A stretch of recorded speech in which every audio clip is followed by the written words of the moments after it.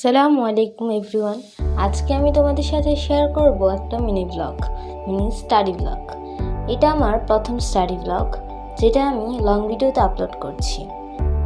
আজকে আমি Bangla second paper পড়ছি। সেকেন্ড পেপারের বাক্যতত্ত্ব চ্যাপ্টারটা আমি পড়ছি আজকে। এই চ্যাপ্টারটা অনেক বেশি ছোট, যার কারণে এটা পড়তে খুব বেশি সময় লাগবে না। আমি এখানে কালারফুল পেন নিয়েছি যেন দাগালে সেটা পড়া ভালো করে মাথায় থাকে। আমি স্টাডি ব্লগটা যথাসম্ভব ছোটো রাখার চেষ্টা করেছি, কেননা এটা আমার প্রথম ছোট একটা স্টাডি ব্লগ, যে আমি আগে কখনো এমন শেয়ার করিনি। এর জন্য আমি একটা ছোটোখাটোর মধ্যেই ট্রাই করার চেষ্টা করছিলাম, তবু এটা অনেক বেশি বড় হয়ে গিয়েছে। এই চ্যাপ্টার সাধারণত বাক্য কীভাবে গঠিত, বাক্য কয় প্রকার, মানে ইংলিশে যেটা সেন্টেন্স কত প্রকার, তারপরে সেন্টেন্সের যে স্ট্রাকচার, ওগুলাই এখানে বাংলাতে দেয়া। এই চ্যাপ্টারটা অনেক বেশি সহজ। এটা আমাকে স্কুলের এইচডব্লিউ দিয়েছিল, তাই ভাবলাম স্টাডি ব্লগের মাধ্যমে এটা শেষ করে ফেলি। আর এটা আমার স্টাডি ব্লগের মাধ্যমে অনেক ভালো করেই পড়া হয়েছে। প্রথমে আমি বাক্যের পরিচয় পড়ি, তারপর বাক্যের গঠন, তারপর বাক্য কত প্রকার।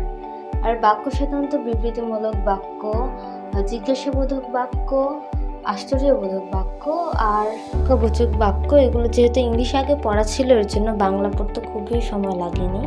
এখানে উদাহরণ সহ সুন্দরভাবে দেওয়া হয়েছে।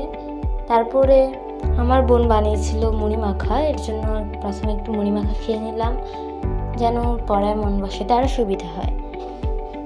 খেতে অনেক ভালোই লেগেছে। তারপর আমি আবার আমার পড়া শুরু করি।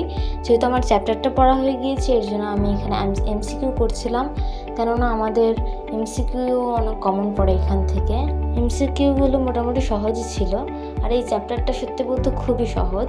এই বইয়ের মধ্যে সবচেয়ে ছোট এবং সহজ চ্যাপ্টার হচ্ছে এইটা। মাত্র 1.5 পেজ নিয়ে এই চ্যাপ্টারটা গঠিত।